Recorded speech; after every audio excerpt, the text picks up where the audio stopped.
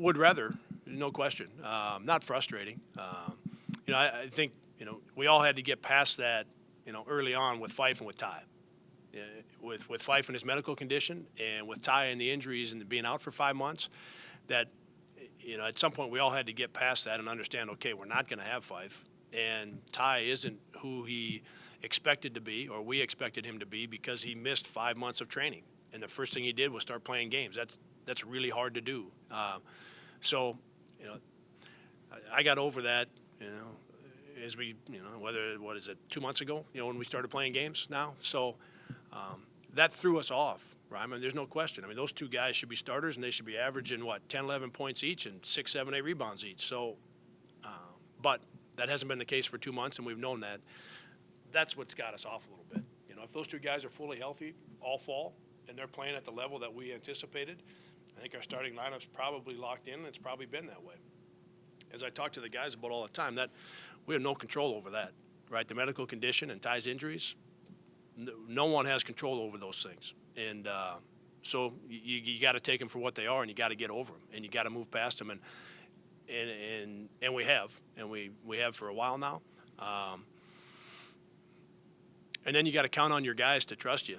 When you change the starting lineup, or you play guys more minutes here, you play more there, as you're trying to work this out and get guys, in position where they can get going a little bit. You got to count on your guys to trust you. That, and sometimes if they've only been here for a year, or their role has changed and maybe haven't played as much, it can be a little bit harder. But they need, you need them to trust you. That over the course of time, we're going to get better. And if that means we got to adjust the starting lineup and go back and forth, that's what we got to do. A lot doesn't matter if it's a non-conference game or a conference game, but sometimes how you catch a team is important. How are we catching Bradley on Wednesday night? Are they on the roll? Yeah, they had a couple of really good wins early, and they won. They won their last home game.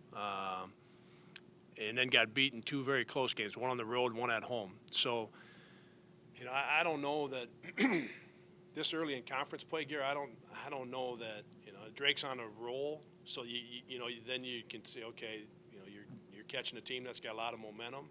Indiana State's played really well. Bradley's got a really good team.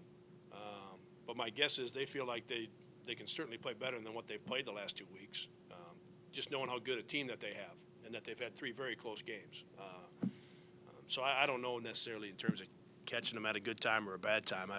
I just know that they're, because of their experience, and they got good players like I've talked about. They're good, and they're a team that they're just good in a lot of areas. There's no holes when you watch them. There's nothing that you feel like, hey, if we just take care of this part here or attack them here, then we're going to be fine. I mean, there's really no holes in what they do.